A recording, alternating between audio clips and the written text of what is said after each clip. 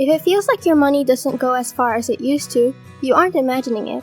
The reason is inflation, which describes the gradual rise in prices and slow decline in purchasing power of your money over time.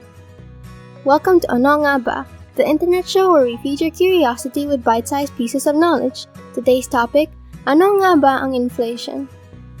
The rate at which prices increase over a specific period of time is known as inflation. Inflation is often measured in broad terms, such as the general rise in prices or a country's cost of living, but it can also be computed specifically for some products, like food, or for services, like a haircut, for instance.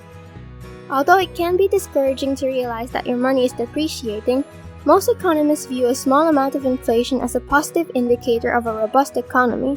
A moderate inflation rate encourages you to invest or use your money now rather than stowing it away and watching it lose value.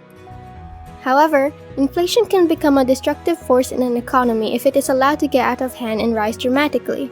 Unchecked inflation may destroy a nation's economy, like Venezuela experienced in 2018 when their inflation rate reached over 1,000,000% each month, leading to the collapse of the economy and the exodus of countless citizens. The gradually rising prices associated with inflation can be categorized in two main ways: demand pull inflation and cost push inflation.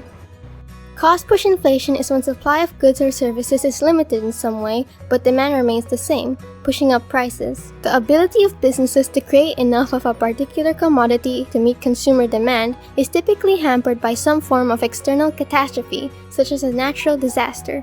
Inflation results from them being able to raise prices as a result. Consider the price of oil, for instance.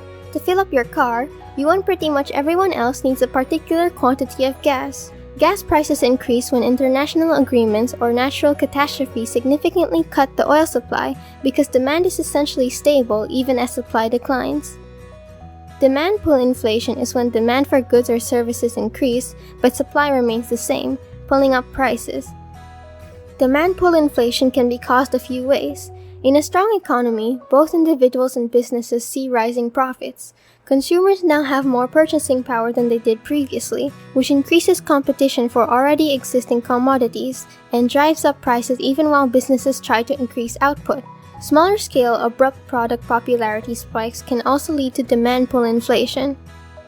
What are your thoughts on inflation? Let me know in the comments section below.